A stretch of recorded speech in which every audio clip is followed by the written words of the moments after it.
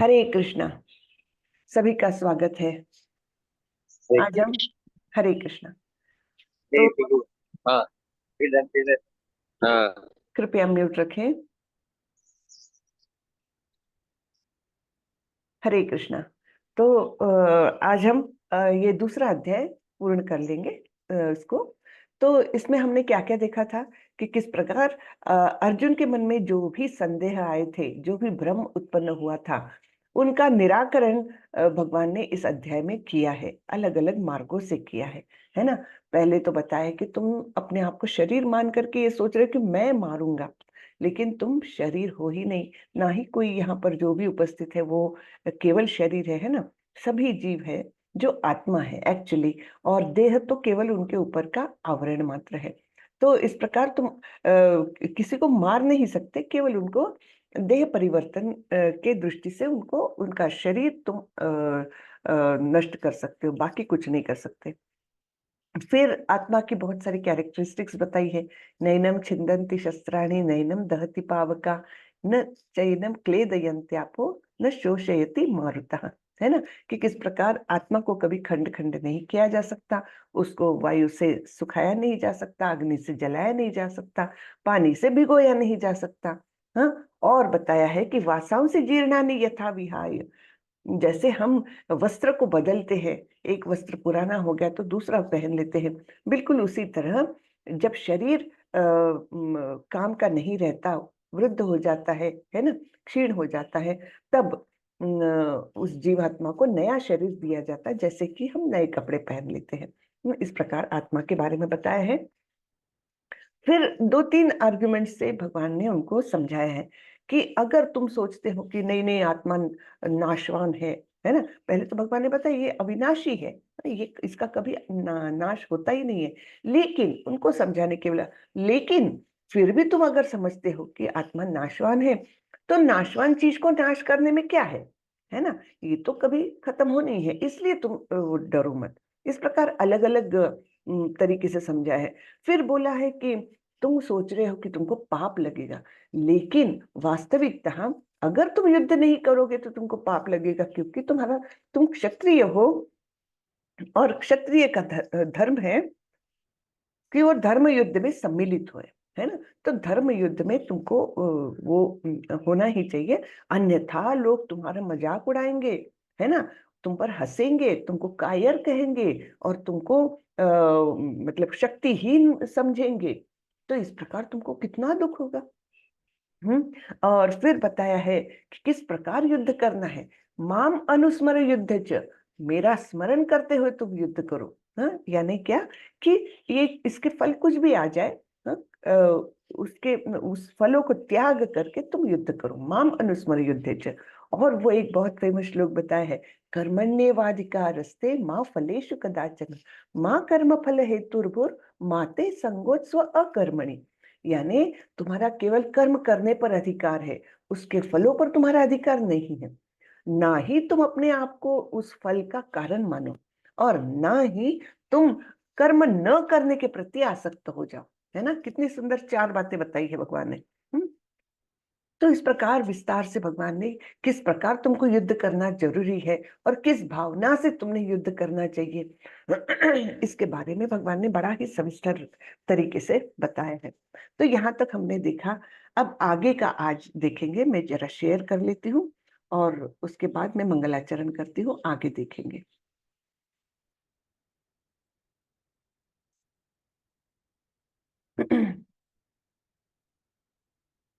ओम नमो भगवते वासुदेवाय। ओम नमो भगवते वासुदेवाय। ओम नमो भगवते वासुदेवाय। ओम अज्ञानतिमिरान्धस्य ज्ञानाञ्जनशलाकया चक्षुरुन्मिलितं येन तस्मै श्रीगुरवे नमः। श्रीचैतन्यमनोभीष्टं स्थापितं येन भूतले स्वयं रूपः कदा मह्यं ददाति स्वपदान्तिकम्।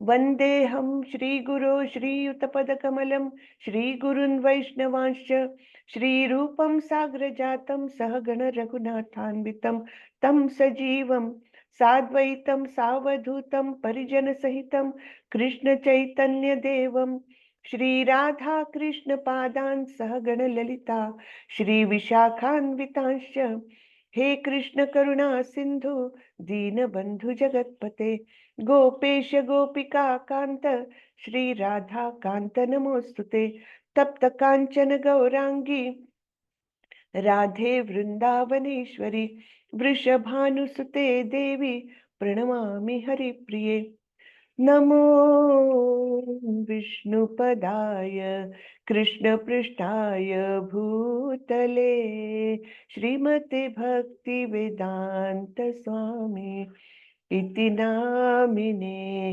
नमस्ते सारस्वते देवे गौरवाणी प्रचारिणे निर्विशेषाय शून्यवादी पाश्चात्य देशतारिणे जय श्री कृष्ण चैतन्य प्रभो नित्यानंदा श्री अद्वैत गदाधर श्रीवासादि गौर भक्त वृंदा हरे कृष्णा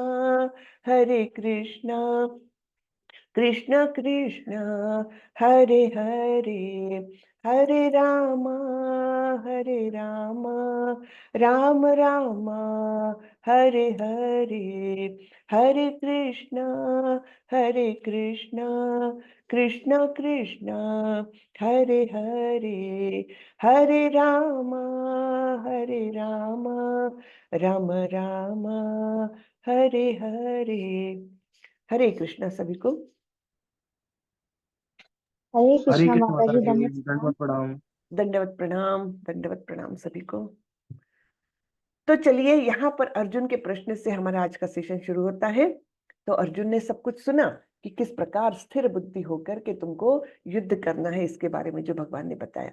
तो अब अर्जुन पूछ रहे हैं, स्थित प्रज्ञस्य का भाषा समाधिस्तस्य केशव स्थितधीः किम प्रभाषेत किमासीत व्रजेत किम। अर्जुन ने कहा, हे कृष्ण, अध्यात्म में लीन चेतना वाले व्यक्ति स्थित प्रज्ञ के क्या लक्षण है, वह कैसे बोलता है तथा उसकी भाषा क्या है, वह किस तरह बैठता है और चलता है। अध्यात्म में लीन चेतना वाला व्यक्ति है ना, कि जिसकी बुद्धि एकदम स्थिर हो गई है अध्यात्म में, अर्थात भगवान के चरण कमलों में उसकी बुद्धि पूरी तरह से उसकी चेतना स्थिर हो गई, जिसको कहा गया है स्थित प्रज्ञ है। स्थित यानी अविचल, स्टेडी है ना, और प्रज्ञ यानी बुद्धि। ठीक है, तो इनके लक्षण क्या है, वह कैसे बोलता है, भाषा क्या है, और कैसे बैठता चलता है। इस प्रकार की उत्सुकता अर्जुन के मन में जागी है कि ये ऐसा व्यक्ति किस प्रकार से रहता होगा, कैसा व्यवहार रहता होगा उसको।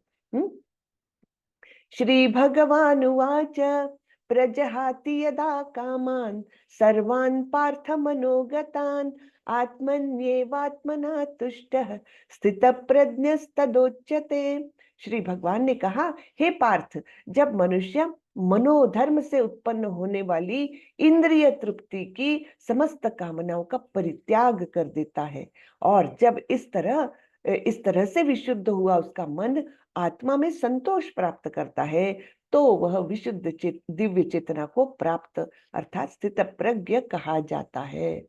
तो यहाँ पर क्या क्या बताया है, मनोधर्म से उत्पन्न होने वाली इंद्रिय तृप्ति की समस्त कामनाओं का परित्याग कर देता है ना। तो मन में जो हमारे बहुत सारे लहरें उठती है कि आज मुझे ये करना है, आज मुझे ये मूवी देखना है, आज मुझे ये बुक पढ़ना है, या आज मुझे ये खाना है ना। तो ये जो मनोधर्म से मन में उत्पन्न होने वाली इंद्रिय तृप्ति की इच्छाएं, हाँ, कि मैं मेरे जिह्वा को आज मैं तृप्त करके छोड़ूंगी, आज तो मैं मस्त पकोड़े खाऊंगी, है ना। तो ये जो इंद्रिय तृप्ति की इच्छा है, इंद्रियों को तृप्त करने की, इंद्रियों के प्रति हमारी आसक्ति हमको इस तरफ ले जाती है ना। तो क्या है, इंद्रिय तृप्ति की समस्त कामनाओं का परित्याग, यानी इस दृष्टि से कोई भी इच्छाएं मन में नहीं है। जब ये स्थिति आती है तब उसकी आत्मा अपने आप शुद्ध हो जाती है ना, मन शुद्ध हो जाता है और फिर वो अपने आप में ही संतुष्ट रहता है। उसको आनंद प्राप्त करने के लिए बाहर से कुछ भी नहीं चाहिए, अंदर ही वो पूर्ण तरह से संतुष्ट रहता है, खुश रहता है। क्यों रहता है ऐसा? क्योंकि देखिए, हर जीव को आनंद चाहिए, खुशी चाहिए, प्रसन्नता चाहिए और वो हमारे पास रहती ही है, क्योंकि हमारा जो आत्मा है उसका स्वरूप ही है सच्चिद आनंद स्वरूप। तब हम करते क्या है? इस भौतिक जगत में आए हैं तो हम इस आनंद की प्राप्ति भौतिक जगत से करना चाहते हैं, लेकिन वो वहां मिलता ही नहीं है। वो कहाँ छुपा है? हमारे अंदर ही छुपा है ना। वो आनंद हमारे अंदर ही छुपा है, क्योंकि हमारा स्वरूप ही है सच्चिदानंद स्वरूप। तो आनंद तो हमारे पास है, लेकिन हम डायरेक्शन उसकी उल्टी कर देते हैं, दूसरी जगह ढूंढते हैं, है ना। अब हमारी कोई बहुमूल्य अंगूठी है, सपोज बहुत कीमती अंगूठी हमारे पास है, हमने बड़ी सुरक्षित रखी हुई है, लेकिन उसको ढूंढ रहे हैं हम पूरी दुनिया में, और रखी है वो हमारी तिजोरी में। हाँ, तो फिर क्या होगा? कभी मिलेगी ही नहीं वो अंगूठी, है ना। सही जगह पर तो ढूंढना चाहिए। तो हमने आनंद कहाँ ढूंढना चाहिए? अपने अंदर, तब कहीं वो जाकर मिलेगा। और हम करते क्या है? सब बाहरी दुनिया में हम आनंद ढूंढते हैं। अरे शायद मुझे ये इस व्यक्ति से मेरा परिचय हो जाए, इस व्यक्ति से मेरी शादी हो जाए तो मैं बहुत खुश हो जाऊंगा, मुझे ये नौकरी मिल जाएगी तो मेरा जीवन सफल, मैं बहुत आनंदित हो जाऊंगा। लेकिन ये सब टेम्पररी बातें हैं, है ना। हमारा परमानेंट आनंद जो है, असली आनंद जो है, वो हमारे अंदर छुपा है, हम ढूंढ रहे हैं उसको बाहर, जो कभी भी मिलना नहीं है ना। तो इस प्रकार से जो दिव्य चेतना को प्राप्त होता है वो स्थित प्रज्ञ कहा जाता है ना। ठीक है, तो ये डेफिनेशन अपनी क्लियर हो गई। क्या है डेफिनेशन? कि इंद्रिय तृप्ति के विषय में जी जो जो इच्छाएं हैं उनका नाश हो गया। हाँ, और इस प्रकार से हमारा मन शुद्ध हो गया, और तब हम हमारा आनंद जो है, हमारा खुशी जो है, वो हम अपने आप में ढूंढते हैं और वो मिल जाती है, क्योंकि हमारा मन भी शुद्ध हो गया है। तो इस प्रकार जो करता है वो स्थित प्रज्ञ कहलाता है। ठीक है ना। कितना सुंदर और कितना आसान तरीके से बताए, लेकिन ये करना इतना आसान नहीं है। हाँ, ठीक है, धीरे धीरे होता है, लेकिन होता है जरूर। हम्म। देखिए यहाँ पर एक थोड़ा सा पढ़ लेते हैं। अत्यधिक उन्नत जीवात्मा यानी महात्मा अपने आप को परमेश्वर का शाश्वत दास मानकर आत्मतुष्ट रहता है। ऐसे आध्यात्मिक पुरुष के पास भौतिकता से उत्पन्न एक भी विषय वासना फटक नहीं पाती। वह अपने को निरंतर भगवान का सेवक मानते हुए सहज रूप में सदैव प्रसन्न रहता है। सहजता में वो प्रसन्न रहता है, उसको कोई एडिशनल बाहरी चीज की आवश्यकता नहीं है प्रसन्नता के लिए। आनंद तो हमारे पास है। ठीक है। दुःखेषु अनुद्विग्न मनाः सुखेषु विगत स्पृहः वीतराग भय क्रोधः स्थितधिर्मुनिरुच्यते। जो त्रय तापों से होने पर त्रय तापों के होने पर भी मन में विचलित नहीं होता अथवा सुख में प्रसन्न नहीं होता, और जो आसक्ति, भय तथा क्रोध से मुक्त है, वह स्थिर मन वाला मुनि कहा जाता है। त्रय ताप कौन से हैं? मैंने ये लेवल 1 में एक बार बताया था आप लोगों को, शायद याद हो। तो 3 ताप हमको सदैव इस भौतिक जगत में हमको सताते रहते हैं। तो कौन से हैं? एक अध्यात्मिका, एक अधिभौतिका, और तीसरा है अधिदैविका। तो ये 3 प्रकार के ताप है। अध्यात्मिका कैसे ताप है? कि जैसे हम अपने आप को मन में बिना मतलब के क्लेश उत्पन्न करते हैं, जो फिर शरीर में तकलीफ के दृष्टि से वो परिवर्तित हो जाता है। बिना ही कारण किसी पर गुस्सा करना, है ना, अंदर ही अंदर कुढ़ना, किसी के प्रति बहुत क्रोध मन में दबा के रखना, ये सब होता क्या है? अल्टीमेटली हमारे शरीर में रोग उत्पन्न होते हैं। तो ये खुद ने ही निर्माण किए हुए प्रॉब्लम्स है। वो बोलते हैं अध्यात्मिका, मैंने ही ये निर्माण किए हैं अपने लिए। हाँ, ये एक हुआ। दूसरा है अधिभौतिका, यानी दूसरा कोई जीव आकर आपको कोई तकलीफ दे दे। मच्छर ने आकर काट लिया और आपको मलेरिया हो गया, पड़ोसी ने आकर के आपको बिना मतलब के भला बुरा कहा, मारपीट कर दी, है ना। या आप कार से जा रहे हैं, बिल्कुल शांति से चला रहे हैं, पीछे से आकर किसी ने मार दिया। तो ये क्या है? दूसरे जीव ने आपको तकलीफ दी, तो ये अधिभौतिका। और अधिदैवी का क्या है, अचानक से अर्थक्वेक हो जाता है, कभी बाढ़ आ जाती है अचानक से, है ना, और या फिर इतना सूखा पड़ता है कि बहुत तकलीफ हो जाती है शरीर को, बहुत ज्यादा गर्मी है। तो ये सब दैवी प्रकोप है, तो वो अधिदैवी का। तो 3 प्रकार के ताप में से कुछ ना कुछ अपने को सताता रहता है। हाँ? बहुत ही ऐसा क्वचित ही होता है कि आज कुछ भी नहीं हुआ है दिन भर में, ऐसा नहीं होता है। कुछ नहीं तो हमको किसी पर गुस्सा आ जाता है, कुछ नहीं तो किसी से झगड़ा हो जाता है, हाँ, या किसी से फोन पर अनबन हो सकती है, कुछ भी होता है। तो इस प्रकार से ये 3 ताप हमको हमेशा तकलीफ देते ही रहते हैं। लेकिन इनके होने पर भी जिनका मन विचलित नहीं होता, ठीक है, तकलीफें आएगी, जैसी आएगी वैसे जाएगी, है ना। मैंने आपको शायद वो एक किस्सा बताया होगा या नहीं बताया, पता नहीं। तो एक राजा ने ऐसा डिक्लेयर किया कि मुझे कोई ऐसी चीज दे दे जो मैं अगर बहुत खुशी में हूं और वो देख लूं तो मैं दुखी हो जाऊं, और मैं बहुत दुख में हूं और उसे देख लूं तो मैं खुश हो जाऊंगा। ऐसी कोई चीज मुझे दे दे। तो सबने बहुत दिमाग लगाया, ऐसी कौन सी चीज हो सकती है भाई कि जो दुख में देखो तो आनंद देगी और आनंद में रहो तब दुख देगी। ऐसी कौन सी चीज है, पता नहीं चल रहा था किसी को भी। तब एक विद्वान ने उनको एक चिट्ठी थमा दी। ये है आपके, आपको जो चाहिए। उसमें क्या बताए थे लिखा, माता जी, बताए थे। बताया था ना, हाँ। ठीक बिल्कुल है, याद है मुझे। हाँ। तो चलिए कोई बात नहीं, आप जिन्होंने नहीं सुना उनको हो जाएगा। तो उसमें क्या लिखा था, राजा ने वो चिट्ठी पढ़ी तो उसमें क्या लिखा था, ये दिन भी चले जाएंगे। तो आप बहुत आनंद में हैं, आपको लॉटरी लग गई और आपने वो चिट्ठी पढ़ी, तो आपको क्या होगा, ये दिन भी चले जाएंगे, यानी ये इतनी खुशी रहेगी नहीं। या आप दुख में हो, कुछ आपका बहुत बड़ा लॉस हो गया या आपको जख्म हो गई, कुछ हो गया, आपने वो चिट्ठी पढ़ी, ये दिन भी रहेंगे नहीं, यानी चले जाएंगे। तो दुख भी चले जाएगा, सुख भी चले जाएगा, है ना। तो इसलिए जो साधु लोग होते हैं, जो मुनि लोग होते हैं, उनके मन विचलित नहीं होते। चाहे वो दुख में हो, त्रय तापों में हो, है ना, कोई भी ताप से वो पीड़ित हो, उसमें भी वो विचलित नहीं होते, और सुख में भी प्रसन्न नहीं होते। कि ये नहीं कि वाह एकदम ही बहुत ज्यादा खुशी में है, शांत रहते, विचलित नहीं होते। और जो आसक्ति, भय तथा क्रोध से मुक्त है, वह स्थिर मन वाला मुनि रहता है। आसक्ति किसके प्रति होती है, मेरे बच्चे, मेरा परिवार, है ना, मेरा घर, ये सब आसक्ति उत्पन्न करने वाले, मेरा मेरा अपन देह से जुड़ते हैं, है ना, देहात्म बुद्धि से जिस भी चीज के प्रति हमको आकर्षण होता है, और मतलब स्वामित्व की भावना जिसमें होती है, वो आसक्ति जो है वो नहीं रहना चाहिए। भय भी नहीं रहना चाहिए कि पता नहीं कल क्या होगा। भय, सब कुछ भगवान भरोसे, है ना। तब वो आदमी पूरी तरह से निर्भय हो जाता है, जब हम पूरी तरह से भगवान के शरणागत हो जाते हैं और ये जानते हैं कि जो कुछ होता है वो भगवान के द्वारा अप्रूवल के बाद ही होता है, चाहे वो सुख आए चाहे वो दुख आए।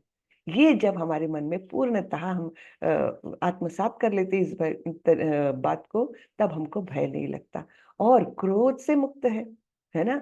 क्रोध तो हमको आता ही रहता है, तो उससे भी मुक्त होना है। तो वह स्थिर मन वाला मुनि कहा जाता है। ठीक है, आगे बढ़ते हैं। यः सर्वत्रानभिस्नेहस् तत्तप्राप्य शुभाशुभम् नाभिनन्दन्ति न द्वेष्टि तस्य प्रज्ञा प्रतिष्ठिता। इस भौतिक जगत में जो व्यक्ति न तो शुभ की प्राप्ति से हर्षित होता है और न अशुभ के प्राप्त होने पर उससे घृणा करता है, वह पूर्ण ज्ञान में स्थिर होता है। यानी कुछ भी उथल पुथल हो जाए, अच्छा हो जाए बुरा हो जाए, तब वो ना तो बहुत अच्छा हुआ तो उसको बहुत आनंद होगा, और ना तो कुछ बुरा होगा तो अरे यार ये क्यों मेरे पास आ गया, है ना, ये संकट क्यों मेरे पास, या कोई भी चीज मतलब अशुभ जिसको कहा जा सकता है, हमको खुशी नहीं देने वाली ऐसी चीज भी हो जाए, तब भी वो उसको घृणा नहीं करता, तो वह पूर्ण ज्ञान में स्थित कहा जाता है। यदा संहरते चायं कूर्मोऽङ्गानीव सर्वशः इंद्रियाणींद्रियार्थेभ्यस् तस्य प्रज्ञा प्रतिष्ठिता। जिस प्रकार कछुआ अपने अंगों को संकुचित करके खोए के भीतर कर लेता है, उसी तरह जो मनुष्य अपनी इंद्रियों को इंद्रिय विषयों से खींच लेता है, वह पूर्ण चेतना में दृढ़ता पूर्वक स्थिर होता है। कितना अच्छा उदाहरण दिया है। देखो देखो भगवान के समझाने का तरीका भी कैसे, कि जो हमको बातें मालूम है उसका जब हम उपमा कोई चीज को देते हैं तो हमको जल्दी समझ में आ जाता है ना। तो यहाँ पर भगवान ने उपमा दी है कछुए की। आप लोगों ने देखा होगा शायद कि कछुआ किस तरह, उसके पास अगर उसका आहट भी लगे कि कोई संकट आ रहा है तो वो अपने सारे चारों पैर और गर्दन भी वो अपने खाल के अंदर कर लेता है, और उसकी जो खाल रहती है वो एकदम कड़क रहती है। तो इस प्रकार वो अपने आप को पूरी तरह से प्रोटेक्ट करता है। तो वैसे ही मनुष्य को क्या चाहिए, वो उसने इंद्रिय विषयों से अपनी इंद्रियों को खींच लेना चाहिए। यानी क्या, कि इंद्रिय विषयों की ओर भागना नहीं चाहिए। है ना, कि जैसे कोई अच्छी फिल्म हो या टीवी पर कोई प्रोग्राम चल रहा है, ये वो तो अपना मन उधर भागता है। लेकिन इंद्रिय विषयों से जब हम अपनी इंद्रियों को संकुचित करके अपने मन के अंदर ही स्थिर हो जाते हैं, तब हमको बाहरी संकट कोई तकलीफ नहीं दे सकता, है ना। तो ऐसे को बोला जाता है वह पूर्ण चेतना में दृढ़ता पूर्वक स्थिर होता है। तो वह अपने आप में आत्म संतुष्ट रहकर वहीं पर दृढ़ हो जाता है ना। तो ऐसे लोगों का कोई नुकसान नहीं होता इस भौतिक जगत में रहते हुए भी। वे वैसे ही अलिप्त रहते हैं जैसे एक कमल का पत्ता, है ना, कीचड़ में रहते हुए भी, पानी में रहते हुए भी वो भीगता नहीं है, गंदा नहीं होता है, वो वैसा ही शुद्ध रहता है। वैसा ही जो स्थित प्रज्ञ है वो इस भौतिक जगत के सारे कार्यकलाप करते हुए भी एकदम अलिप्त रहता है, शुद्ध रहता है, स्वच्छ रहता है ना। विषया विनिवर्तन्ते निराहारस्य देहिनः रसवर्जं रसोप्यस्य परम दृष्ट्वा निवर्तते। देहधारी जीव इंद्रिय भोग से भले ही निवृत्त हो जाए, पर उसमें इंद्रिय भोगों की इच्छा बनी रहती है।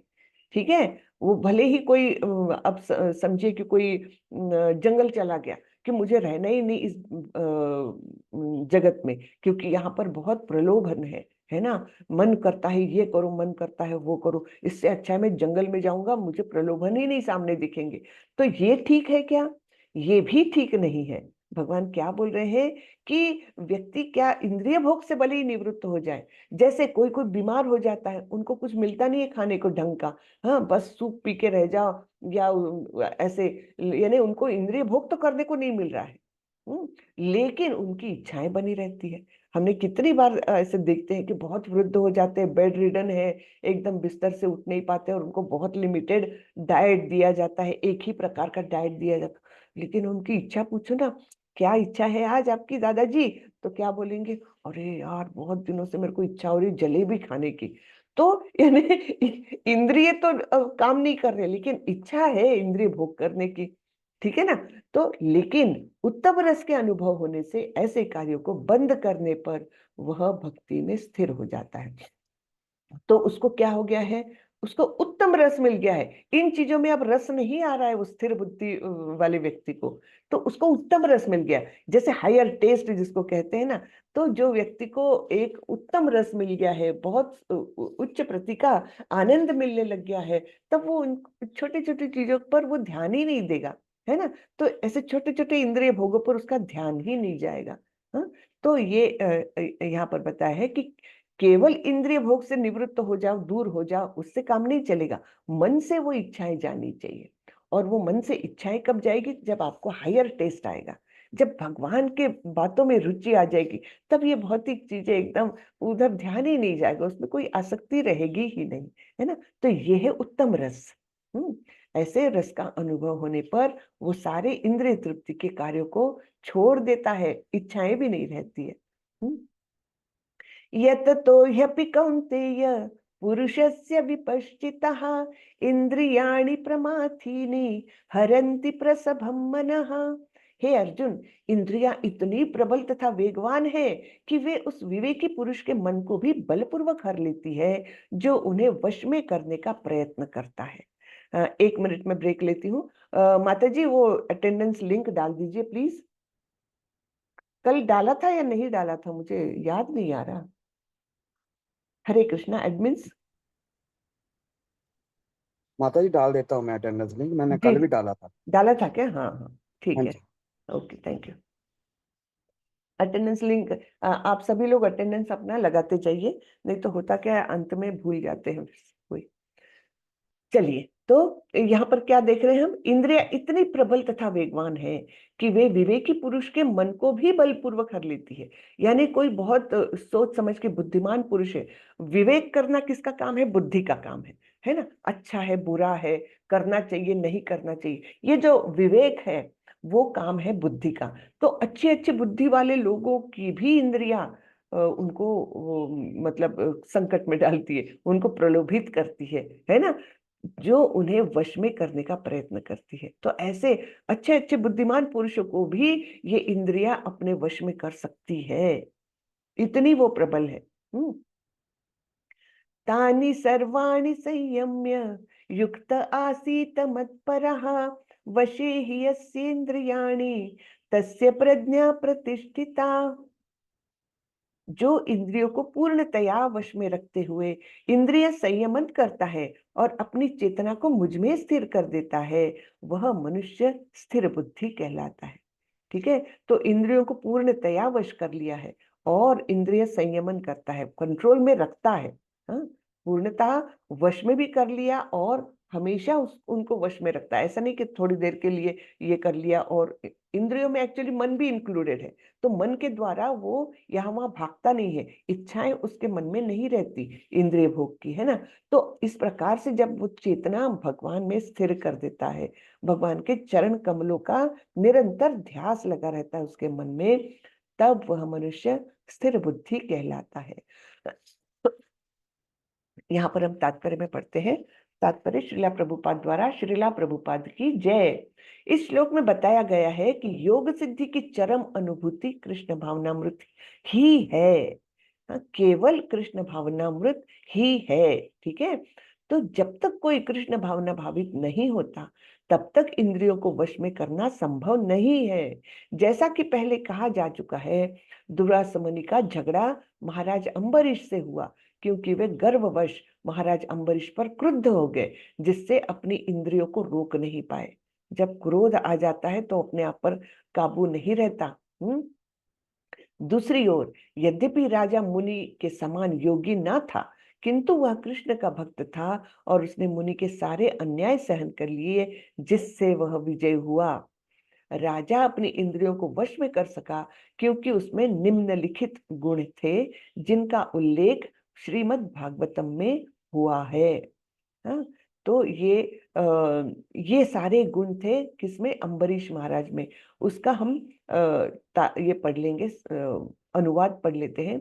राजा अम्बरीश ने अपना मन भगवान कृष्ण के चरणार विंदों पर स्थिर कर दिया, अपनी वाणी भगवान के धाम की चर्चा करने में लगा दी, अपने कानों को भगवान की लीलाओं के सुनने में, अपने हाथों को भगवान का मंदिर साफ करने में, अपनी आंखों को भगवान का स्वरूप देखने में, अपने शरीर को भक्त के शरीर का स्पर्श करने में, अपनी नाक को भगवान के चरणार बिंदों पर भेंट किए गए फूलों की गंध सूंघने में, अपनी जीभ को उन्हें अर्पित तुलसी दलों का आस्वाद करने में, अपने पांवों को जहां जहां भगवान के मंदिर है उन स्थानों की यात्रा करने में, अपने सिर को भगवान को नमस्कार करने में तथा अपनी इच्छाओं को भगवान की इच्छाओं को पूरा करने में लगा दिया।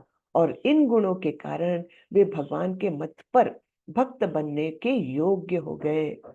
तो महाराज अम्बरीश का उदाहरण इसलिए, उन्होंने अपनी सारी ही इंद्रियां भगवान के सेवा में लगा दी थी, है ना। तो पांव केवल भगवान के मंदिर जाने के लिए, आंखों से भगवान का दर्शन करना है, नाक से भगवान को चढ़ाए गए पुष्प और तुलसी दल सूंघना है ना, और मस्तक भगवान के चरण कमलों को नमस्कार करने में। इस प्रकार उन्होंने अपनी सारी ही इंद्रियां केवल भगवान के मतलब उनको भक्ति करने में लगा दी है। तब वो पूरी तरह से भक्त बनने के योग्य हो गए, टॉप मोस्ट भक्त बनने के योग्य हो गए, है ना।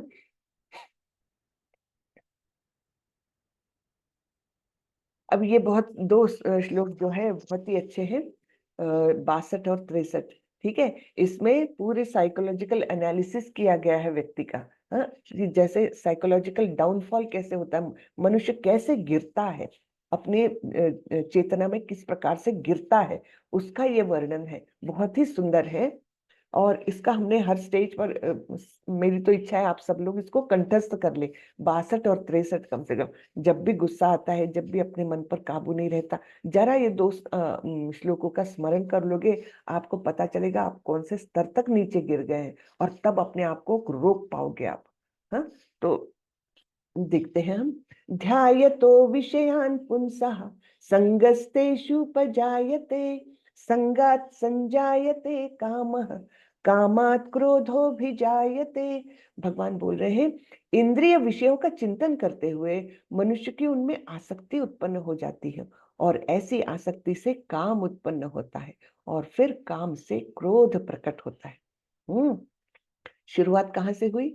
इंद्रिय विषयों का चिंतन, है ना। जैसे हमने कोई एक अच्छी चीज देख ली, दोस्त के पास है ना, बहुत सुंदर कार है सपोज। शायद मैंने ये बातें आप लोगों को बताई होगी लेवल 1 में, क्योंकि मुझे ये दो श्लोक जरा ज्यादा अच्छे लगते हैं, तो मैं इनको थोड़े विस्तार से बताने का प्रयत्न करती हूँ। तो क्या है, आपको किसी की एक कार बहुत पसंद आ गई, अब घर आए तब भी आप उसी के, या मोटरसाइकिल आपको बहुत पसंद आ गई, है ना, तो घर भी आ गए तब भी दिमाग में वही चल रहा है, क्या अच्छी मोटरसाइकिल है ना, मेरे पास भी होनी चाहिए ऐसी। हाँ, उसी का चिंतन कर रहे, क्या दिखती है, क्या चलती है वो गाड़ी, है ना, इस प्रकार से उसका चिंतन कर रहे हैं आप। और फिर क्या हो जाता है, आपके मन में उसके प्रति आसक्ति निर्माण हो गई, मुझे बहुत ही अच्छी लगी वो मोटरसाइकिल, और मुझे भी लेनी चाहिए ऐसी, ऐसी मेरे पास हो तो जीवन मजा मजा आ जाएगा बिल्कुल, है ना। ये सब विचार आने लगते। फिर क्या होता है, आसक्ति से काम, तीव्र इच्छा जागृत हो जाती, तीव्र एकदम, है ना, काम उत्पन्न हो गया। और फिर क्या हो गया, अगर वो इच्छा पूरी नहीं हुई तो क्रोध निश्चित रूप से आना है। कि मेरी इच्छा क्यों नहीं पूरी हो रही, है ना, तो क्रोध आता है। फिर क्या होगा, क्रोध के बाद क्या होगा, क्रोधात् भवति सम्मोहः, सम्मोहात् स्मृति विभ्रमः, स्मृति भंशात् बुद्धिनाशो, बुद्धिनाशात् प्रणश्यति। क्रोध से पूर्ण मोह उत्पन्न होता है, ठीक है। क्रोध आ गया तो आप मोहित हो गए, यानी भ्रम जैसे निर्माण हो गया, और फिर मोह से स्मरण शक्ति का विभ्रम हो जाता है, आपका मेमोरी लॉस होना चालू हो गया, है ना, भ्रमित हो गई आपकी मेमोरी, कुछ काम की बातें नहीं याद आ रही, भलती भलती ऐसी वैसी बातें याद करके आप भ्रमित हो रहे। जब स्मरण शक्ति भ्रमित हो जाती है तो बुद्धि नष्ट हो जाती है, और बुद्धि नष्ट होने पर मनुष्य भवकूप में पुनः गिर जाता है। हम्म तो इस प्रकार ये 8 स्टेजेस दी हुई है भगवान ने बहुत सुंदर तरीके से। हम थोड़ा सा ये तात्पर्य फिर से पढ़ने को देखते हैं। ये वाला पहले श्लोक यानी 62वें श्लोक का, जो ध्यायतो विषयान् पुंसा से चालू होता है। जो मनुष्य कृष्ण भावना भावित नहीं है, उसमें इंद्रिय विषयों के चिंतन से भौतिक इच्छाएं उत्पन्न होती है। इंद्रियों को किसी न किसी कार्य में लगे रहना चाहिए, और यदि वे भगवान की दिव्य प्रेमा भक्ति में नहीं लगी रहेगी तो वे निश्चय ही भौतिकतावाद में लगना चाहेगी, कहीं ना कहीं लगेगी जरूर, है ना। अगर आप अपनी इंद्रियों को एंगेज नहीं रखोगे तो वो भौतिकता में लगेगी ही, खाली नहीं बैठ सकती। इस भौतिक जगत में हर एक प्राणी इंद्रिय विषयों के अधीन है, यहाँ तक कि ब्रह्मा तथा शिव जी भी है। हाँ, वो भी अछूते नहीं है इंद्रिय विषयों से।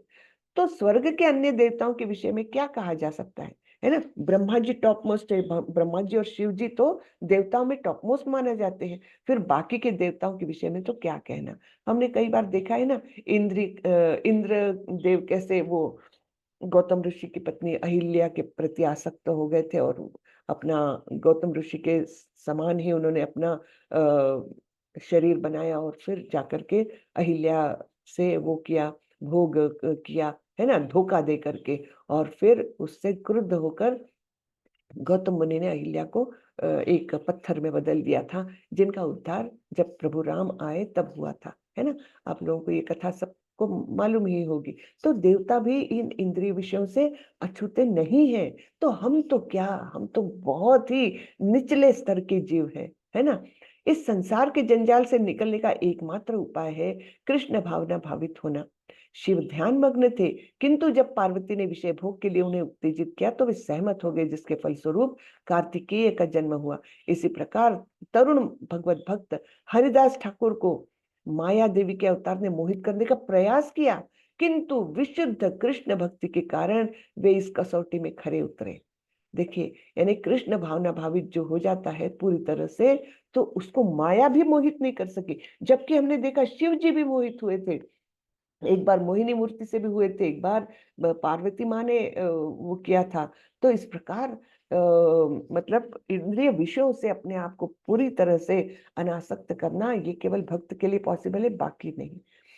जबकि शिव जी भी भक्त है, ऐसा नहीं है, शिव जी भी भक्त है, ब्रह्मा जी भी भक्त है, लेकिन ये पूरी तरह से जो हमने देखा हरिदास ठाकुर का उदाहरण पूरी तरह से कृष्ण भावना भावित है, तो वो इस माया से अपने आप को बचा सके, है ना।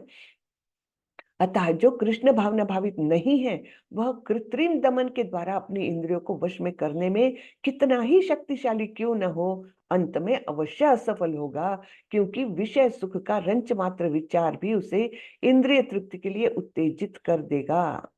तो इतनी स्ट्रांग होती है अपनी इंद्रिया। क्रोध, और इसके आगे का श्लोक हमने देखा, उसका भी थोड़ा सा तात्पर्य देख लेते हैं।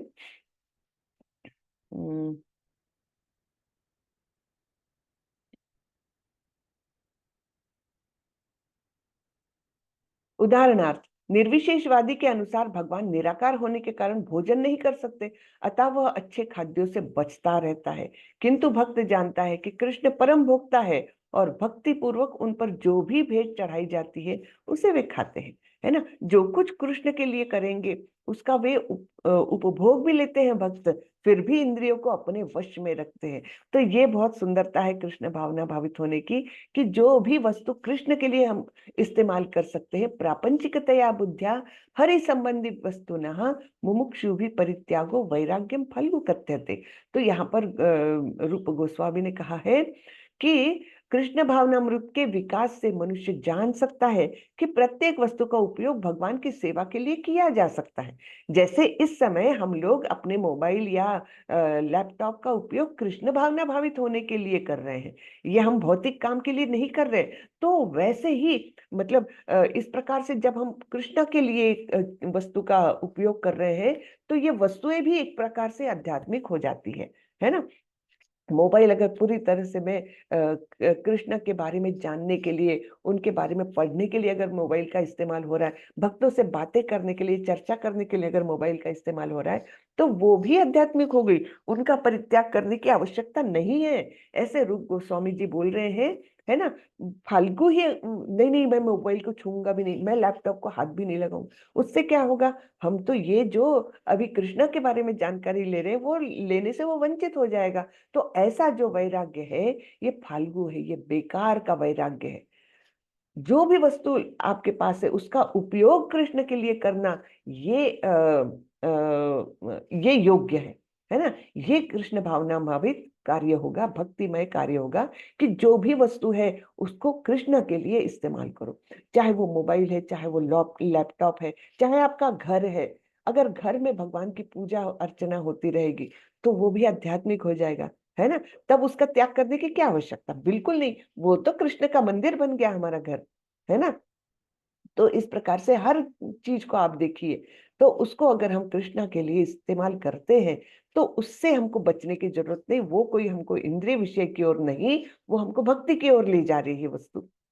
जैसे इस समय हम जूम के माध्यम से, लैपटॉप के माध्यम से एक दूसरे से भगवत गीता के बारे में हम अध्ययन कर रहे हैं, ये वस्तु को त्यागने की आवश्यकता है ही नहीं, है ना। क्योंकि ये तो हमको भक्ति में हमको बढ़ा रही है, भक्ति बढ़ा रही है हमारी, उसमें सहायकारी हो रही है। तो ऐसी चीजों का परित्याग करने की कोई आवश्यकता नहीं। अगर ऐसी चीजों से हम बिल्कुल नहीं नहीं, ये नहीं चाहिए, वो नहीं चाहिए, वो नहीं चाहिए, मुझे कुछ नहीं चाहिए, इस प्रकार से हम बैठे रहेंगे तो भक्ति नहीं बढ़ने वाली। वो वैराग्य फल्गु है, यानी बेकार का वैराग्य है। हाँ, तो ये बताया है। तो ये हमने देखी 62 और 63 श्लोक में 8 स्टेजेस अपने डाउनफॉल की। तो अगर हमको कभी भी क्रोध आता है तो 1 मिनट रुक करके सोचिए कि आपको क्रोध क्यों आ रहा है। क्यों आ रहा है। शायद उसने मुझे जो मुझे मान सम्मान की अपेक्षा थी वो उसने दिया नहीं, है ना। मैं बड़ा हूँ, वो छोटा है, फिर भी उसने मेरे साथ ऐसी बातें की, है ना। ऐसी बातों से हम गुस्सा हो रहे हैं, तब उसका विश्लेषण क्या होगा कि मैं जो बड़ा भाई और मैं वो छोटा भाई, ये बड़ा छोटा है वो तो देह है ना। वैसे तो सारे जीव एक ही जैसे हैं, तो फिर ये गुस्सा क्यों मैंने पालना है। ये तो हमारा रिश्ता जो है वो बहुत टेम्पररी है। ये हमारे पूरे जीव के यात्रा में इतनी 64 कितने 84 लाख स्पीसीज में वो घूमता है, उसमें ये भाई और ये बहन, ये रिश्ता तो बहुत क्षणिक है उस बड़े कालखंड के मान से, है ना। तो फिर मैं क्यों इसमें अपना वो पैदा कर रहा हूँ, मेरा गुस्सा और ये, है ना, मेरा अहंकार क्यों मैं पैदा कर रहा हूँ। तो इस प्रकार के जब हमको असली ज्ञान का वो पता चलता है, तब हमको ये हम कंट्रोल कर सकते हैं उसको, है ना। तो ये इसलिए ये 2 श्लोक मुझे बहुत ही अच्छे लगते हैं कि कोई भी स्टेज पर हम रहे, हम अपने आप को पतन से बचा सकते हैं, विनश्यति तक नहीं जाएंगे हम, है ना। जो अंत में जो विनाशकारक बताया है वहां तक नहीं जाएंगे, हम अपने आप को कहीं तो भी कंट्रोल कर लेंगे, और अपना जो योग्य विचार है उसके द्वारा हम अपने आप को सेफ रख सकेंगे, विनाश की ओर नहीं जाएंगे। ठीक है ना। चलिए आगे बढ़ते हैं। राग द्वेष विमुक्तैस्तु विषयान इंद्रियैश्चरन् आत्मवश्यैर्विधेयात्मा प्रसादम अधिगच्छति। किंतु समस्त राग तथा द्वेष से मुक्त एवं अपनी इंद्रियों को संयम द्वारा वश में करने में समर्थ व्यक्ति भगवान की पूर्ण कृपा प्राप्त कर सकता है। राग यानी अटैचमेंट, आसक्ति, हाँ, राग। और द्वेष यानी मतलब जो अच्छा नहीं लगता, वो द्वेष, है ना। यानी उससे हम विरक्त होना चाहते, उसको हम अ, अपनाना नहीं चाहते। तो ऐसे राग और द्वेष जो अपोजिट्स है ना, एक दूसरे के अपोजिट है। ये आसक्ति होती है और ये अनासक्ति होती है। तो इन राग और द्वेष दोनों से मुक्त, ये नहीं कि केवल राग से मुक्त, आसक्ति नहीं रहनी चाहिए, अनासक्ति भी नहीं रहनी चाहिए, दोनों के प्रति समभाव रहना चाहिए। तो इन दोनों से मुक्त एवं अपनी इंद्रियों को संयम द्वारा वश में करने में समर्थ व्यक्ति भगवान की पूर्ण कृपा प्राप्त कर सकता है। प्रसादे सर्व दुखानां हानिरस्योपजायते प्रसन्न चेतसो ह्याशु बुद्धि पर्यवतिष्ठते। इस प्रकार से कृष्ण भावनामृत में तुष्ट व्यक्ति के लिए संसार के तीनों ताप नष्ट हो जाते हैं, और ऐसी तुष्ट चेतना होने पर उसकी बुद्धि शीघ्र ही स्थिर हो जाती है। हम्म। तो ये 3 तापों के बारे में हमने पहले ही चर्चा कर ली है। तो इस प्रकार जो इंद्रिय विषयों की ओर आकर्षित भी नहीं होता, और ना तो उनसे द्वेष करता है, घृणा करता है, नहीं, वो हर चीज को कृष्ण के लिए इस्तेमाल करना जानता है, तब उसको आसक्ति निरासक्ति कुछ भी करने की जरूरत नहीं है। तो इस प्रकार से उसके तीनों ताप नष्ट हो जाते, सारे ही उसके कष्ट दूर हो जाते, क्योंकि हर चीज है कृष्ण की है। जो दिया, सुख दिया, दुख दिया, सो कॉल्ड, है ना, सब कुछ कृष्ण ने दिया। तो इस प्रकार से उसका मन एकदम स्थिर हो जाता है। हम्म। और फिर उसकी बुद्धि स्थिर होकर के कृष्ण भावनामृत हो जाती है। नास्ति बुद्धिर अयुक्तस्य न चायुक्तस्य भावना न चा भावयत शांतिर अशांतस्य कुतः सुखम। जो कृष्ण भावनामृत में परमेश्वर से संबंधित नहीं है, उसकी न तो बुद्धि दिव्य होती है और न ही मन स्थिर होता है, जिसके बिना शांति की कोई संभावना नहीं है। शांति के बिना सुख हो भी कैसे सकता है ना। जब तक हम पीसफुल नहीं है, मन शांत नहीं है, तब फिर कैसे हमको सुख मिलेगा, हो ही नहीं सकता, है ना। और शांति क्यों नहीं है, जो कृष्ण भावनामृत में संबंधित नहीं है, यानी भौतिकता में लगा हुआ है व्यक्ति, तो उसकी ना तो बुद्धि दिव्य होती है और ना मन स्थिर होता है ना। बुद्धि कैसी रहती है, चंचल बुद्धि रहती, विवेक शून्य बुद्धि हो जाती है, और मन तो इंद्रिय विषयों की ओर भागता ही रहता है। अस्थिर मन, चंचल मन, जो वश में नहीं है, ऐसा मन कभी स्थिर नहीं होता, और जो शांत नहीं है उसको कोई सुख नहीं मिल सकता। इंद्रियाणाम हि चरताम यन्मनोनुविधीयते तदस्य हरति प्रज्ञाम वायुर्नाव इवाम्भसि। जिस प्रकार पानी में तैरती नाव को प्रचंड वायु दूर बहा ले जाती है, उसी प्रकार विचरणशील इंद्रियों में से कोई एक, जिस पर मन निरंतर लगा रहता है, मनुष्य की बुद्धि को हर लेती है। ठीक है, कोई भी एक इंद्रिय इतनी प्रबल हो जाती है कभी कभी कि फिर उसके बहाव में आकर हम ऐसे बहते जाते हैं जैसे कि कोई नाव है और वो हवा के द्वारा, बहुत जोर से हवा आई तो वो नाव को कैसे कहीं भी भगा के ले जाती है, उस प्रकार से हमारी बुद्धि को भगा के ले जा सकती है ये इंद्रिया।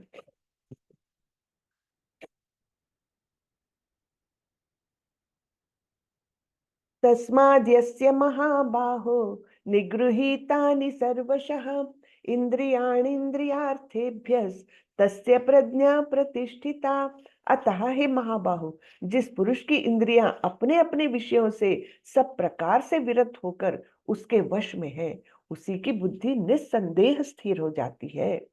तो किसकी बुद्धि स्थिर है? जिसने इंद्रिय इंद्रियों को इंद्रिय विषय से अलग कर लिया है ना। जैसे कि कछुए का उदाहरण हमने देखा, वो जब भी कोई संकट आ रहा है, सिर्फ को आहट भी लगती है तो सारी इंद्रियों को अपनी खाल के अंदर कर लेता है। वैसे ही जिस मनुष्य ने अपने सारे इंद्रियों को इंद्रिय विषयों से अलग कर लिया है तो उसकी बुद्धि स्थिर हो जाती है। अब ये भी श्लोक बड़ा सुंदर है, देखिए।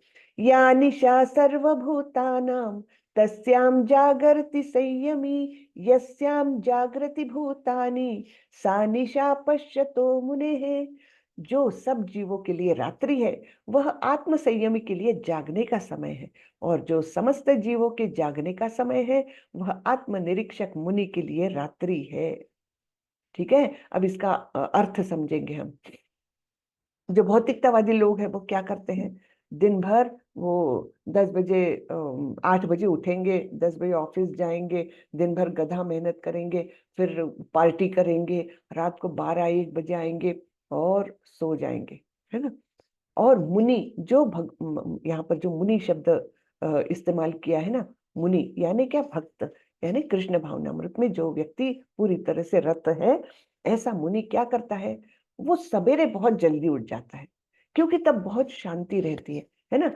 3 बजे, 2, ढाई, 3 बजे तक भक्त लोग उठ जाते हैं और फिर बहुत शांति से अपना स्नान वगैरह करके और जप करते हैं।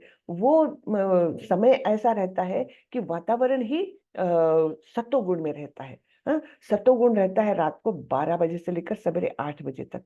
फिर 8 बजे से 4 बजे तक जो है रजोगुण का प्राबल्य रहता है, और 4 बजे के बाद रात के 12 बजे तक वो है तमोगुण का प्राबल्य रहता है।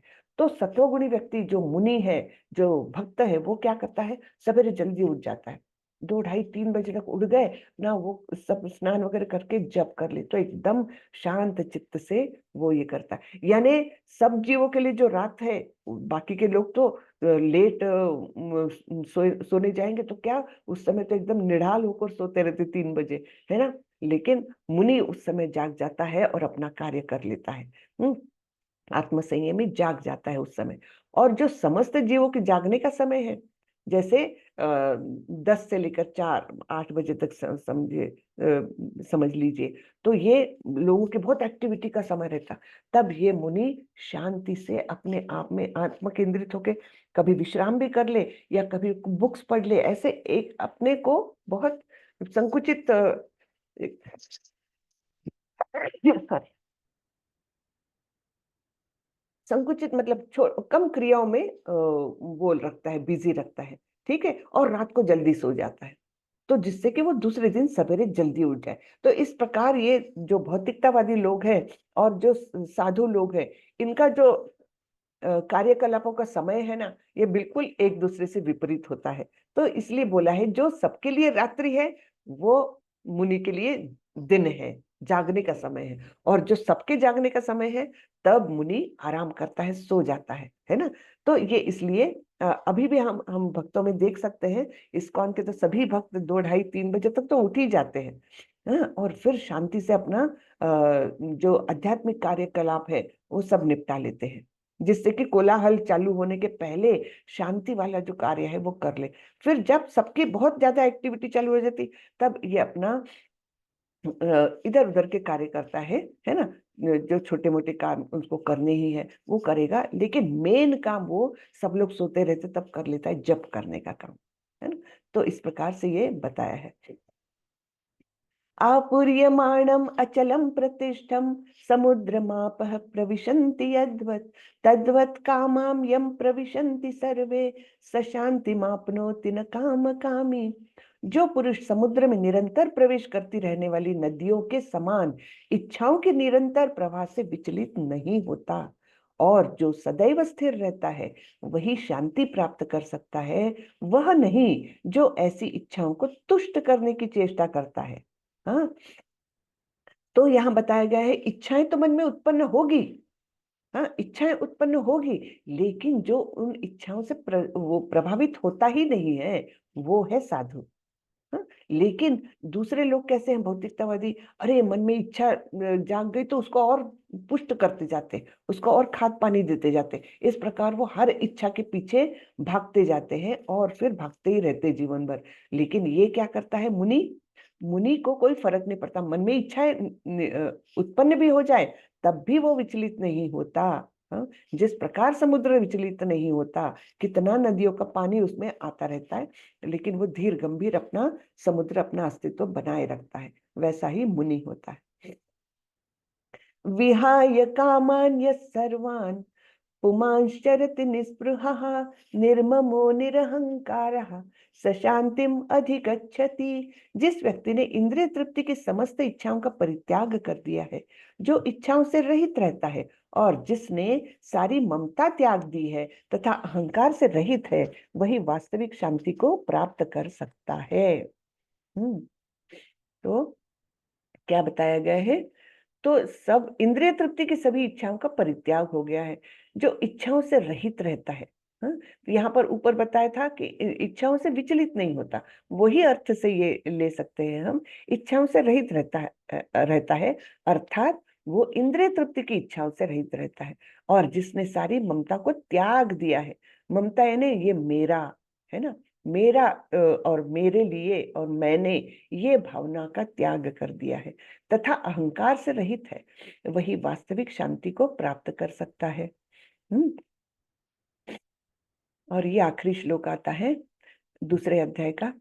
एषा ब्राह्मी स्थिति पार्थ नैनां प्राप्य विमुह्यति स्थित्वा स्यामंत कालेपि ब्रह्म निर्वाण मृच्छति। यह आध्यात्मिक तथा ईश्वरीय जीवन का पथ है जिसे प्राप्त करके मनुष्य मोहित नहीं होता।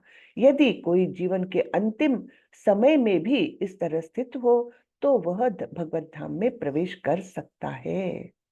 तो ये अंतिम श्लोक है दूसरे अध्याय का, इसका हम जरा तात्पर्य भी पढ़ लेते, बहुत बड़ा नहीं है।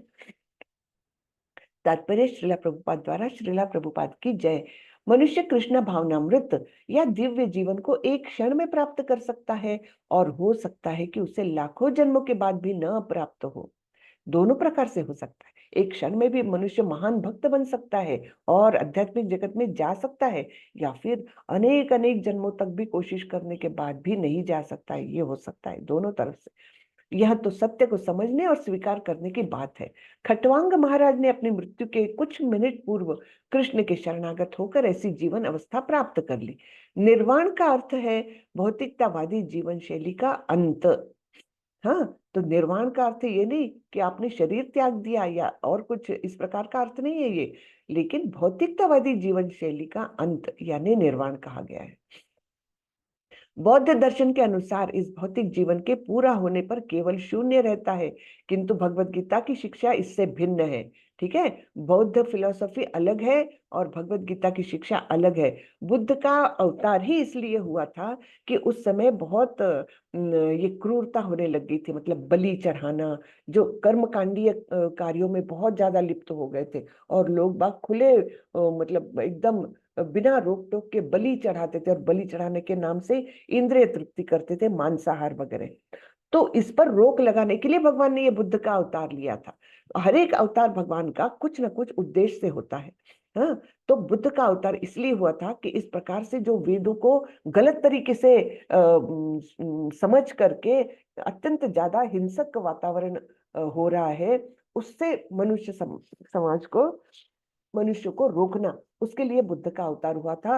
और उन्होंने ये कर दिखाया। उन्होंने बिल्कुल लोगों को एकदम वेदों से दूर हटा के लेकर गए और पूरी तरह से अहिंसा, परमो धर्मा वगैरह इस पाथ पर लेकर गए थे।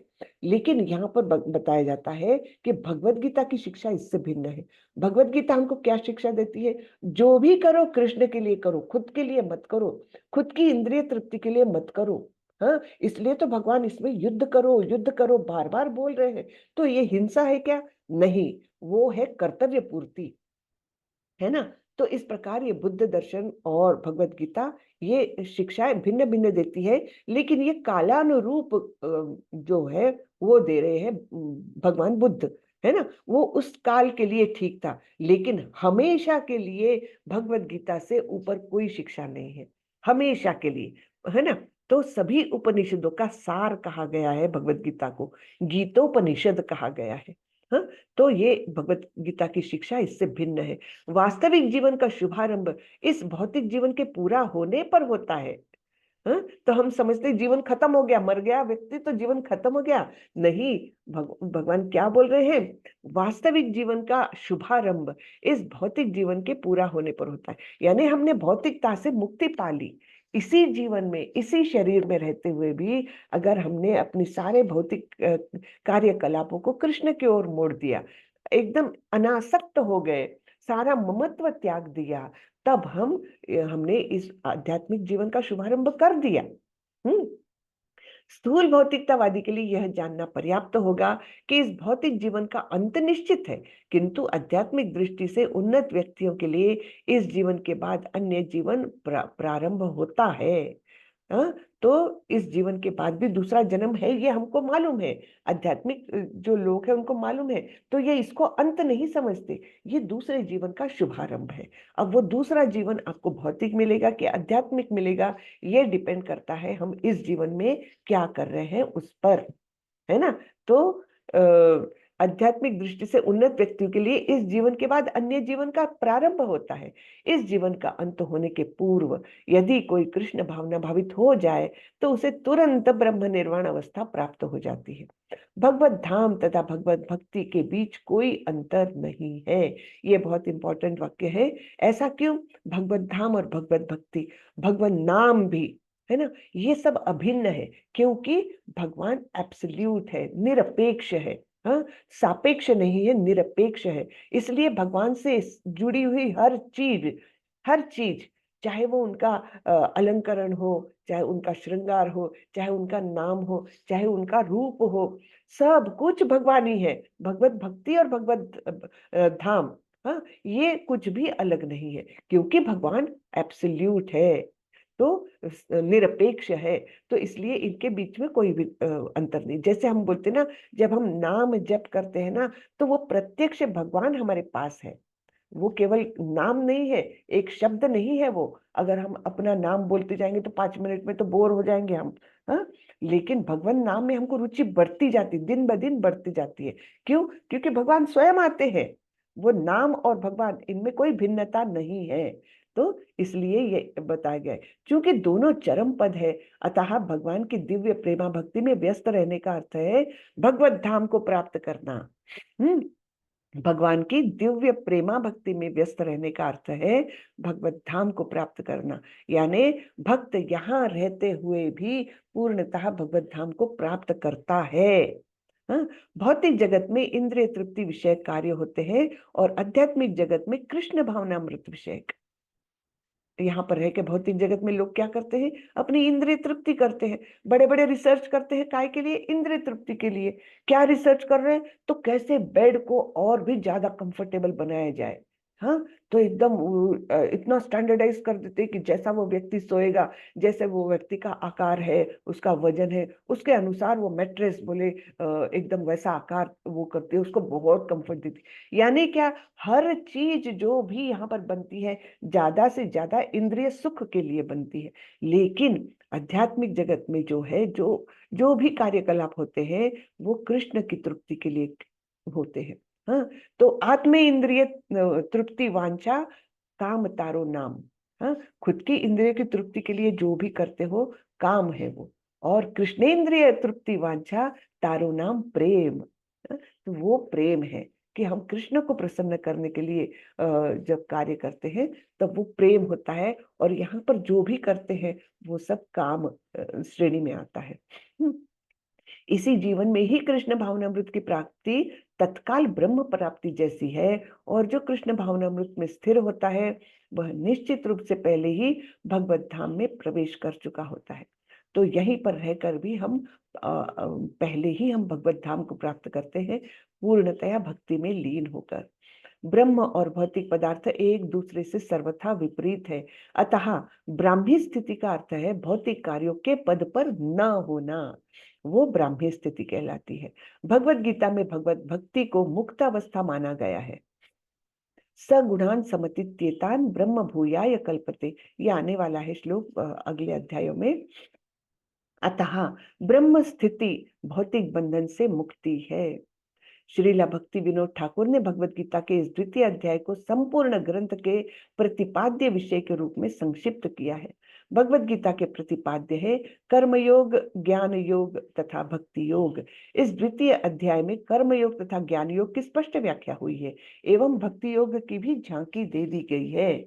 इस प्रकार श्रीमद् भगवत गीता के द्वितीय अध्याय का जिसका नाम है गीता का सार, इसका भक्ति वेदांत तात्पर्य पूर्ण हुआ। हरे कृष्णा। हरे कृष्णा।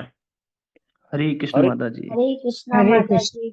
हरे हरे कृष्ण हरे कृष्णा माता जी, दंडोत प्रणाम। हरे कृष्णा। विकास प्रभु, आपका कोई प्रश्न है? जी हरे जी कृष्णा माता माता जी, जी। एक्चुअली मेरा ये प्रश्न है कि भगवत धाम और गोकुल धाम में क्या अंतर है, ये पूछा था मुझे। जी नहीं, भगवत धाम और गोकुल धाम एक ही कह सकते हैं। देखिए, आध्यात्मिक आकाश में कहा जाता है कि अनेकानेक वैकुंठ प्लैनेट्स है, अनेकानेक। और एक है सबसे ऊपर, वो है गोलोक वृंदावन। तो जो भगवान के एकदम करीबी भक्त रहते हैं, करीबी पार्षद रहते हैं, वे केवल गोलोक वृंदावन में वास करते हैं। बाकी सारे वैकुंठों में जाते हैं। हाँ? तो वैकुंठ भी अनेकानेक प्लैनेट्स है। उसमें मतलब हर एक, जैसे प्रभु रामचंद्र जी का भी प्लैनेट है साकेत प्लैनेट, और भी सारे जितने अवतार हुए उनके प्लैनेट्स है, और भी अनेक प्लैनेट्स, मतलब अनगिनत प्लैनेट्स है। और वहां पर कहीं ना कहीं आध्यात्मिक जगत में भक्त जाते हैं। हाँ? और जी और क्या पूछा था आपने?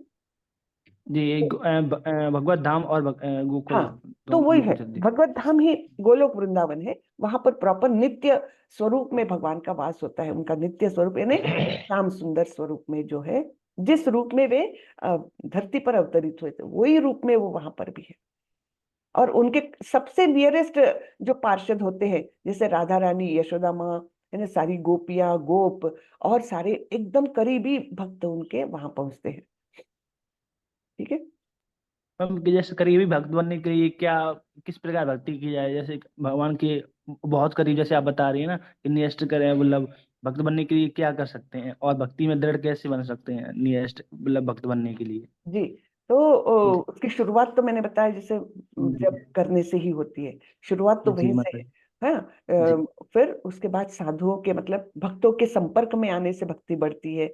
हाँ, फिर जैसे 9 स्टेजेस कल मैंने बताई थी: श्रद्धा, साधु संगा, भजन क्रिया, नाम जप और तीव्र नाम जप, उनके बारे में बातें करो, उनके बारे में श्रवण करो, उनके बारे में किताबें पढ़ो, है ना। तो भजन क्रिया। फिर अनर्थ निवृत्ति। अनर्थ निवृत्ति में हमारी सारी जो कल्मश है, मन के जो विकार है, वो नष्ट हो जाते हैं। वो स्टेज जो है वहां तक पहुंचने में ऐसा स्टीप चढ़ाव है। स्टीप चढ़ाव, जैसे हिल पर चढ़ते हैं तो कैसे कठिनाई होती है ना, तो वैसा अनर्थ निवृत्ति तक बहुत कठिनाई है। और फिर जब पूरी तरह से अनिष्ट अनिष्ट निवृत्ति हो गई, हमारी सारी बुराइयां नष्ट हो गई, मन स्वच्छ हो गया बिल्कुल, तब जाकर के निष्ठा, रुचि, आसक्ति, भाव, प्रेम, ये बड़े सुखद अनुभव वाले वो प्रवास हमारा चालू हो जाता है। धीरे धीरे धीरे फिर आगे बढ़ो, प्रेमा भक्ति तक जो जाता है, तो वो जाता है गोलोक वृंदावन। तो अभी तो हमारे लिए, सबके लिए दिल्ली बहुत बहुत दूर है, लेकिन चलो पहला कदम तो डाला जी है ना। जी माता जी। जैसे मैम जैसे इस्कॉन से मतलब जुड़ना चाहें तो किस प्रकार मतलब जुड़ सकते हैं, दीक्षा लेना चाहें जैसे हाँ। गुरु मंत्र वगैरह, तो हम्म। कि किस प्रकार मतलब क्या क्रिया है, मतलब किस प्रकार प्रक्रिया कर। तो यही है, उनके एक्टिविटीज से जुड़े रहो। अगर आपके पास कोई इस्कॉन का मंदिर है तो आप फिजिकली जा सकते हो वहां पर, तो बहुत अच्छी बात है। नहीं तो कम से कम ऑनलाइन जुड़े रहिए। बहुत सारे, देखिए ये मैंगलोर इस्कॉन की तरफ से ही नामनिष्ठा दास प्रभु जी ने सब शुरू किया है। तो इनके तरफ से ही इतने सारे कार्यक्रम चलते रहते ऑनलाइन भी। हाँ, जैसे आप सुबह शाम आरती अटेंड करिए, उससे भक्ति बढ़ती है। आप विग्रह का दर्शन लेते हैं, है ना, फिर घर में आरती करना चालू करिए उसी के साथ साथ।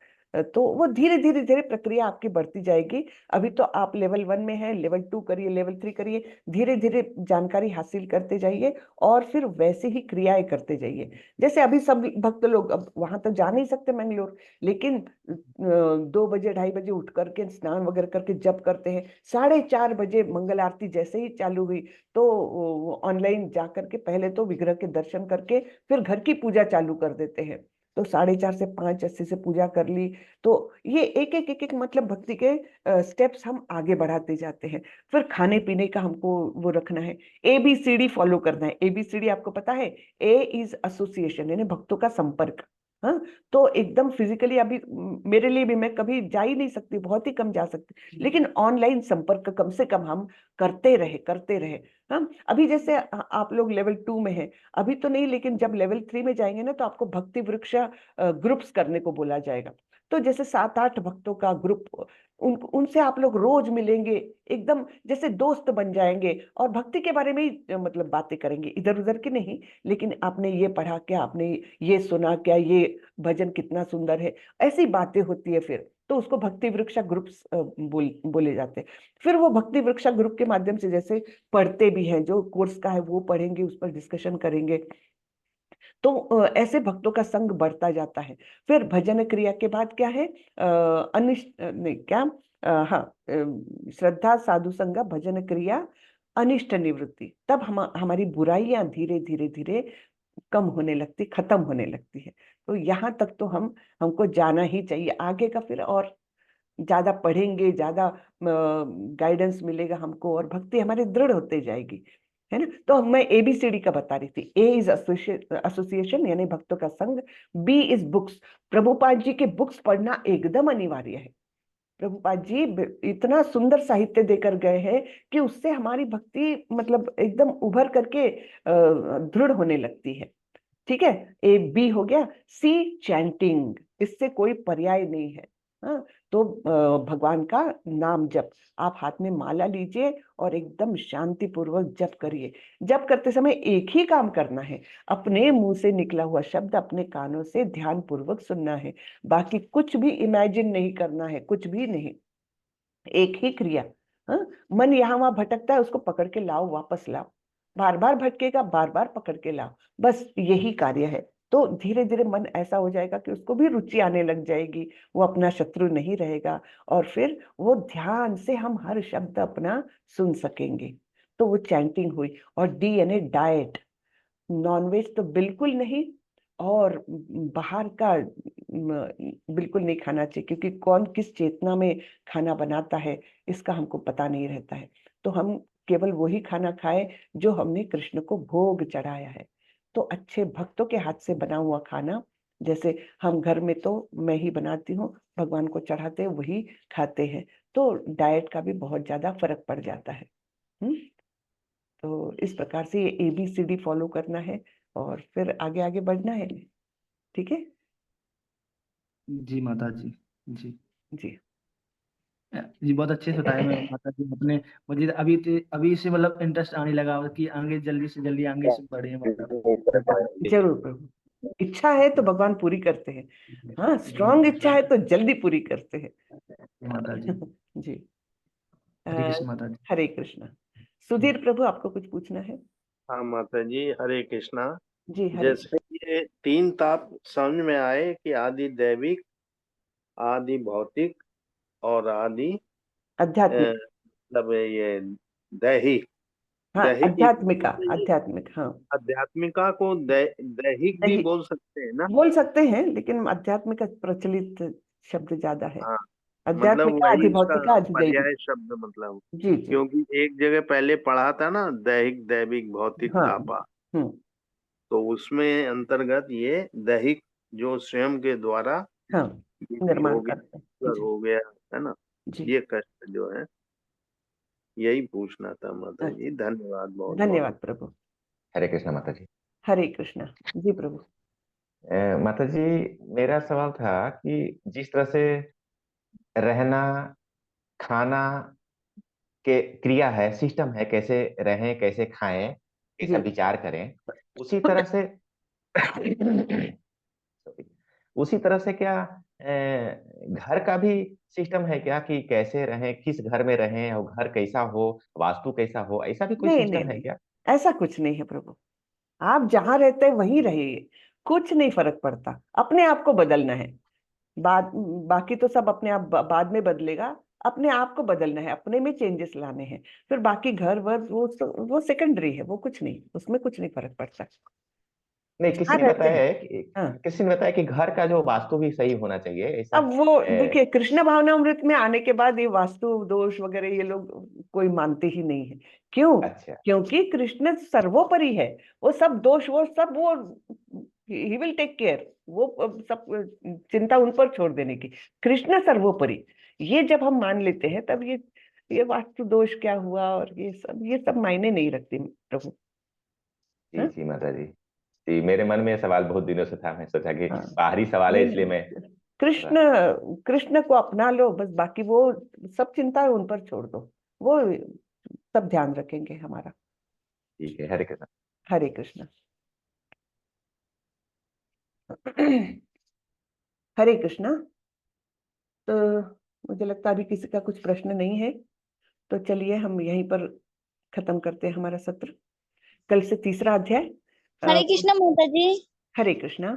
जी माता माता जी आज रमा एकादशी है, तो थोड़ा सा एकादशी के बारे में बता दीजिए। एकादशी के बारे में मैं ऐसा करती हूँ, वो एक कुछ आया है टेक्स्ट, वो ही आपके ग्रुप में डालने को बोलती हूँ, क्योंकि मैं भी उतना बहुत ज्यादा जानती नहीं। क्षमा माता जी, आप डाल देंगे क्या? वो एकादशी के बारे में कुछ आया है एक ग्रुप में अपने। माता जी मैंने रात में डाला था, मैं अभी एक बार और डाल देती हूँ। जो हाँ श्लोक रेसाइटेशन वगैरह होता है ना मंदिर की तरफ से, हाँ हाँ। वो मैं डाल देती हूँ एक बार। नहीं, जी। उनको एकादशी के बारे में जानकारी चाहिए है तो अच्छा ठीक है, वो हाँ मैं डाल देती हूँ ग्रुप में। जी। हाँ हाँ। और माता जी मुझे कथा भी चाहिए। कोई कथा भी आ जाएगी उसमें, कथा आई हुई है। चलिए, तो आज का सत्र यहीं खत्म कर देते हैं।